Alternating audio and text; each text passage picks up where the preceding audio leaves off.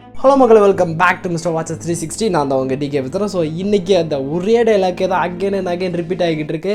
தலைவன் இறங்கிட்டான்டா அப்படின்ற அந்த ஒரு டைலாக் மட்டும்தான். ஸோ நம்ம பாய் சீரிஸ் பில்லி புச்சர் வந்து இங்கே மார்டல் காம்பேக்ட் 2ல் ஜானி கேஜாக கொடுத்துருக்காங்க. ஸோ கேஸ்டிங்கே ஒரு இப்போ க்ரியேட் பண்ணி விட்டுட்டு போகுது. அண்ட் அது மட்டும் இல்லாமல் லைக் அந்த ஜானி கேஜ்ன்ற அந்த கேரக்டர் வந்து நீங்கள் அந்த கேம்ஸ் விளாண்டுருந்தீங்கன்னா தெரியும். ஸோ அவங்க வந்து மார்டல் காம்பேக்ட் கேமில் ஒன் ஆஃப் த கேரக்டர்.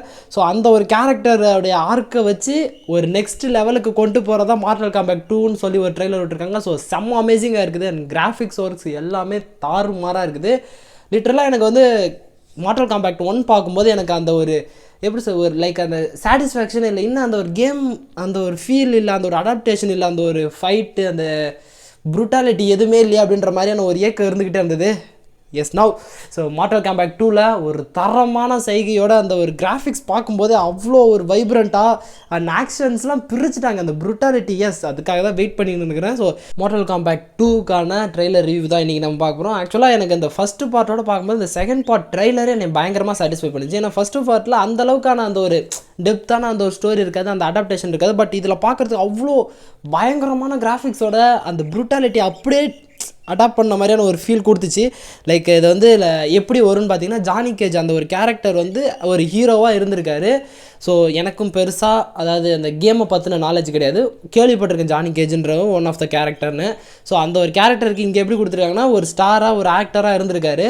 அவரை வந்து அந்த மார்டல் காம்பேக்ட் அவங்களுடைய அந்த ஒரு வேர்ல்டுக்கு கொண்டு போயிட்டு ஸோ அவரை ட்ரெயின் பண்ணி ஒரு வாருக்கு அதாவது நெக்ஸ்ட் லெவலுக்கு கொண்டு போகிறாங்க.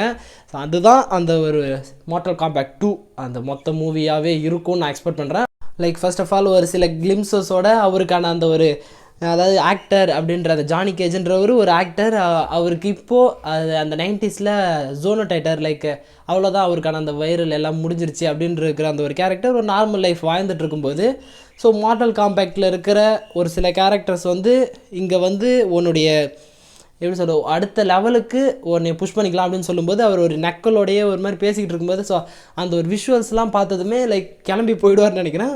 அந்த இடத்துல போனதுக்கப்புறமா அவருக்கு அந்த ஆக்ஷன்ஸ் அந்த ஒரு ப்ரூட்டாலிட்டி அந்த ஒரு ஃபைட்டு டில் டெத் அப்படின்ற அந்த ஒரு டைலாக்ஸ்லாம் சூப்பராக இருக்கும். ஸோ அது வரைக்கும் அவர் வந்து எப்படி அதெல்லாம் பார்த்துட்டு எப்படி எக்ஸைட் ஆகுறாரு அண்ட் அதெல்லாம் கற்றுக்கிட்டு அந்த போருக்கு எப்படி ரெடி ஆகுறாரு, அந்த சண்டைக்கு எப்படி ரெடி ஆகுறாரு அப்படின்றதான் அந்த ஒரு மொத்த மூவியாகவே இருக்குன்னு நினைக்கிறேன். ஸோ செம்ம பயங்கரமாக இருந்துச்சு. எனக்கு அந்த கிராஃபிக்ஸ் ஒர்க்ஸ் அவ்வளோ பயங்கரமாக இருந்துச்சு. லைக் அதை பார்க்கும்பொழுதே ஒரு ரியல் ஒரு கேம் ப்ளே பார்த்த மாதிரியான ஒரு ஃபீல் கொடுத்துச்சு.